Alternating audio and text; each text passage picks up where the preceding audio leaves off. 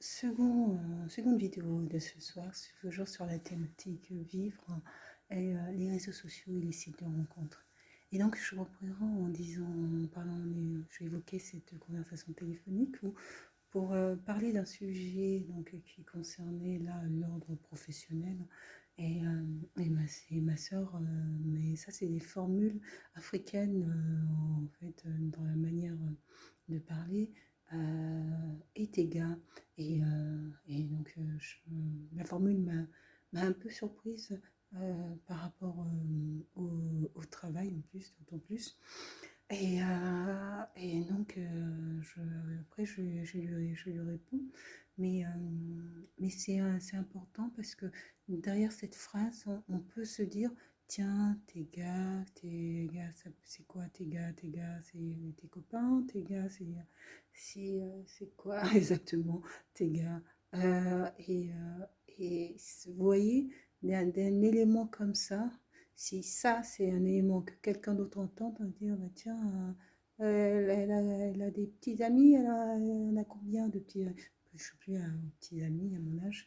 Euh, et, euh, et donc, et donc j'ai pas répliqué, mais je pense que la prochaine fois, mais comme je suis un peu tatillonne, je suis née en Côte d'Ivoire, mais en fait, j'ai grandi en France, ce qui veut dire ce qui veut dire pas forcément, mais quand même, véritablement grandi dans la culture française et je suis très tatillonne sur plein de choses et il y a plein d'habitudes africaines voilà, m'embêtent et souvent je lui dis que ça soit le chip, vous savez, le bruit que certains font de manière régulière et qui, moi, voilà, m'horripile parce que je le dis souvent, c'est une insulte gratuite.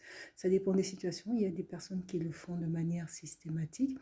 Et puis, il y a des personnes, quand ils sont en conflit ou dans une discussion conflictuelle, font le type. Mais quand ils font le type dans une discussion conflictuelle, c'est une insulte. Hein. C'est pas, et ça, c'est quelque chose que moi, j'ai du mal comme habitude de culture africaine. Parce que bon, si tu veux t'exprimer, tu t'exprimes directement, verbalement, plutôt que de faire un bruit en passant où l'autre finalement ne peut pas te répliquer puisque finalement tu n'as rien dit. Bon, c'était et tes gars. Et, oh là, quel gars. Je n'étais pas au courant. Et voilà. Et cette phrase qui paraît anodine, une personne qui ne te connaît pas entend cette phrase et dit tiens, qu'est-ce que ça veut dire qu'est-ce que ça veut dire ça. Moi je suis d'une personnalité, j'étais d'une personnalité euh, euh, toute petite et adolescente et même jeune adulte véritablement mais très très très très très très très peu parler de moi. Et là je trouve que je parle je parle c'est c'est pas totalement, c'est pas dans ma nature de parler autant. Là, je fais une vidéo sur une thématique bien précise. L'objectif, c'est aussi de partager des expériences. Sinon, je ne suis pas du tout d'une nature habituellement à parler de moi. Je suis plutôt d'une nature à écouter les autres. Et généralement, quand je parle souvent des choses légères. Voilà.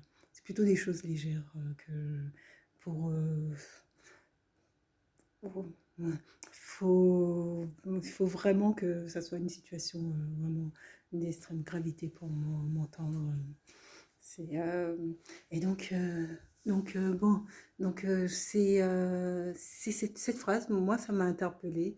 Je suis un peu tatillonne, hein. Je regarde sur peut-être des petits détails, mais bon, parfois les petits détails, et puis les Africains ont demain, je- je vais avoir tous les Africains, les Africaines contre moi, ont des habitudes de parler qui peuvent être assez, voilà, qui peuvent être assez, qui peuvent interpeller.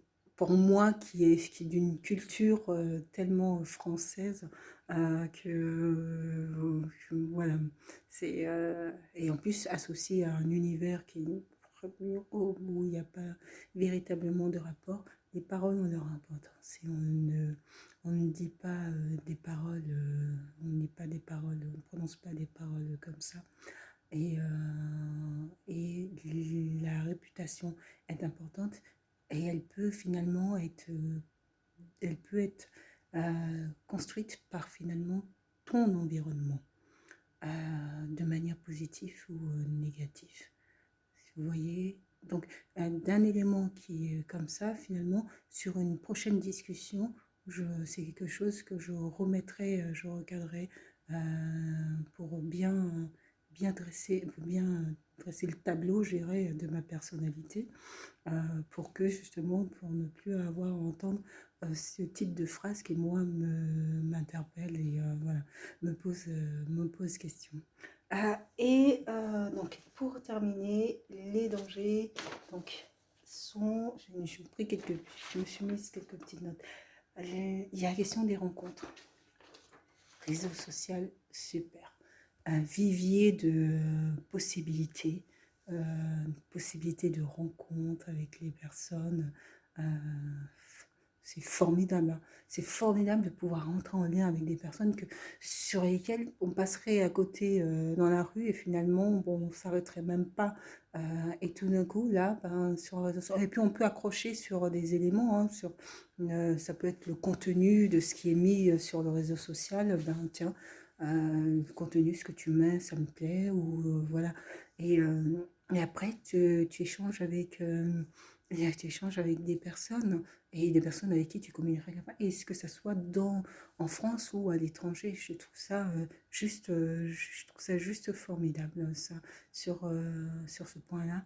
Il y a aussi la question des rencontres et sur lesquelles, toujours je reviens à la tranche d'âge concernée, puisque là, vivre, c'est une thématique qui concerne véritablement les adolescents et jeunes adultes. Ce sont des vidéos que j'ai réalisées pour aborder des sujets donc, qui concernent ces tranches d'âge. Et la question des rencontres, c'est toujours prendre en compte des aspects de sécurité. Les rencontres sont possibles. Maintenant, est-ce que toute la sécurité est mise en œuvre pour s'assurer que tu ne sois pas mis en danger, s'assurer de l'individu avec qui tu communiques, s'assurer voilà, de prendre en compte plusieurs éléments qui vont permettre de te préserver et éviter tout risque à tout risque. Et ça, c'est essentiel. C'est important et plus qu'important de faire attention à ça. Les rencontres sont possibles, c'est dans quelles conditions ces rencontres sont faites. euh, et puis, ne pas obliger, ne pas oublier, toujours indiquer ou noter où vous vous rendez. Si c'est dans tel lieu, il faut qu'il puisse avoir des traçabilités, des traces laissées sur les lieux auxquels vous vous rendez, de sorte à ce que éventuellement, s'il y a un souci, que la police puisse très rapidement détecter, repérer le lieu, même si maintenant avec les téléphones, il est possible de géolocaliser le téléphone portable. Il suffit que le téléphone portable soit perdu ou jeté pour que ça ne soit plus possible. Hormis que vos parents vous aient collé un mouchard sans que vous le sachiez, c'est toujours préférable. Notez où vous vous rendez, de sorte à ce que s'il y a une difficulté, il n'est pas possible de dire plus de rencontres, c'est faux dans la réalité, c'est pas ce qui se passera. Mais c'est surtout des rencontres doivent s'effectuer dans un cadre sécuritaire et si possible en dialogue. S'il y a un dialogue avec les parents, veiller à ce que ce dialogue puisse fonctionner. Et le dernier sujet que j'ai mis, c'est l'escalade de la haine. C'est l'escalade de la haine. Les réseaux sociaux, bah, finalement, c'est comme dans la vie, il y a toujours l'effet de groupe. Il y a toujours l'effet de groupe. Dans la rue, les bagarres, ça part d'un... Bien souvent, pour ceux qui connaissent Châtelet, les bagarres, ça part d'un groupe, d'un mauvais regard d'une personne. Ça peut être une personne seule ou une personne accompagnée, hein, d'un mauvais regard d'une personne et directement. Et ça va déclencher une baston généralisée ou même tout un groupe contre une ou deux personnes. Et là, c'est voilà, c'est concrètement ce qui se passe dans la vie, c'est dans la vie réelle, je dirais. Dans le virtuel, bon, c'est la même chose. C'est simplement une transposition de la vie réelle et, et ça a un impact très, très, très, très, très fort. Mais véritablement très, très, très fort. Euh, Parce que les mots pèsent et les mots sont lourds. Les mots sont véritablement surtout sur des jeunes adultes, des jeunes enfants qui sont en développement, les mots peuvent être véritablement peut être un marqueur et conduire après à des états véritablement de dépression, d'angoisse, de peur de l'autre, de peur de la relation, parce que les mots sont d'une violence innommable. Euh, et ça, c'est une transposition hein, de la violence extérieure. Et ben, quand les conflits se règlent, et en lien avec ce que je disais au début, et ben, c'est aussi tout un groupe aussi qui lynche, qui aussi émet de la violence contre un ou plusieurs individus. C'est...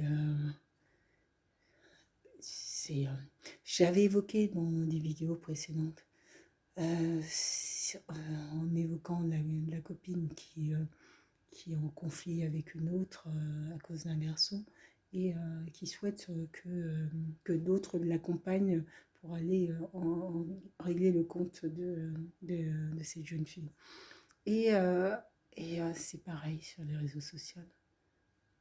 Pourquoi si deux personnes sont indifférents, ces deux personnes ont indifférents, en quoi est-ce que ça concerne tout un groupe?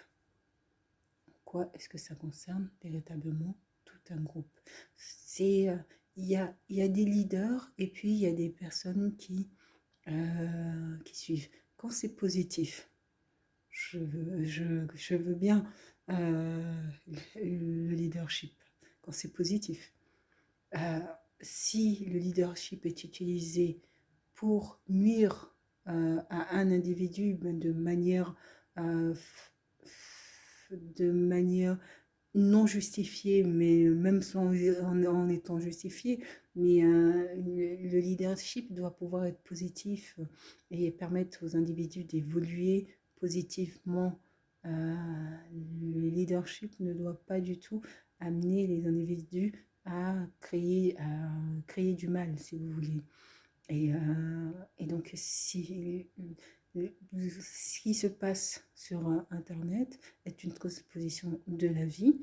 L'individu qui a un conflit indifférent avec l'autre le règle avec l'autre. Pourquoi est-ce que c'est tout le groupe pourquoi l'individu qui est un leader aurait besoin de tout un groupe ou pour aller lyncher verbalement sur les réseaux sociaux ou sur l'autre. Quel est l'intérêt? Quel est l'intérêt? Pour ma part, moi, je ne vois pas l'intérêt. Et pour ma part, si j'avais eu une amie dans cette situation-là, tiens, on va aller salir la réputation, ou on va aller simplement lyncher l'autre sur... Euh, non, vas-y seul. T'as pas besoin le leader, ou t'as pas besoin d'être accompagné dans ce type d'action. Ça, et qui va nuire à une personne, et qui y aura des dommages, mais véritablement très très très très important. Dommage, plus, c'est peut-être même plus gravissime que je dirais la confrontation directe. Puisque la confrontation directe, elle est réglée sur le tas. Les réseaux sociaux, euh, les lynchages sur les réseaux sociaux sont très très difficiles. Après, déjà, d'une part, à nettoyer les éléments qui sont indiqués, et, et puis surtout, c'est visible du monde entier. Ce qui veut dire que le monde entier est témoin de ces éléments. Euh, c'est très difficile. Ce qui veut dire tout un lycée, tout un collège. Il suffit qu'en plus des vidéos soient envoyées pour que ça puisse véritablement nuire à l'individu. Individu. Donc, c'est, ça, les réseaux sociaux peuvent être formidables, des outils formidables de communication entre les individus. Il faut, il faut que ça soit réfléchi, et il faut que ça soit pensé. Réfléchi et pensé. Mais ça peut être aussi véritablement montrer les travers de notre société, puisque ça va montrer, ça va transposer ce qui se passe dans la société.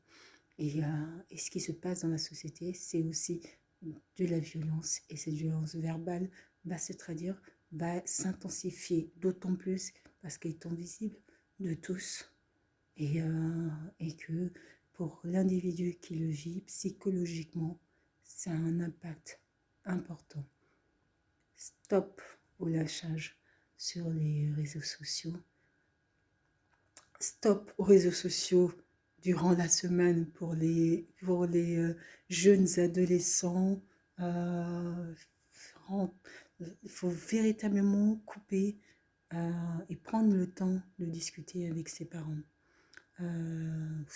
ou voilà, quelqu'un de l'entourage, ou frère, sœur, ou hein. Mais ce moment où vous rentrez chez vous et vous pouvez comme ça évoquer la journée que vous avez passée, voilà, dédramatiser peut-être des situations, parce que vous allez avoir un regard autre qui va vous faire prendre conscience que ah bah tiens, bah c'est moins grave que je le pensais.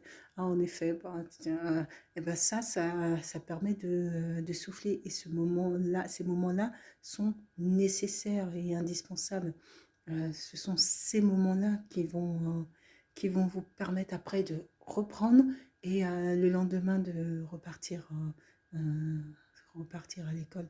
La difficulté, ce sont les enfants qui sont seuls et qui n'ont pas ces moments de partage où qui peuvent discuter justement de leur journée, des difficultés auxquelles elles ont été confrontées. Euh, voilà. C'est essentiel. C'est véritablement essentiel de faire en sorte que ça puisse se passer au mieux, et de rester en lien, de couper lorsque vous êtes à votre domicile ou au domicile de vos parents. Pensez à la réputation. J'ai envie de dire, ne fais pas aux autres ce que tu ne souhaites pas qu'on te fasse. Donc, salir la réputation d'une jeune fille, d'une jeune femme, ça, c'est donner une culture aussi, donner une culture du lynchage collectif numérique.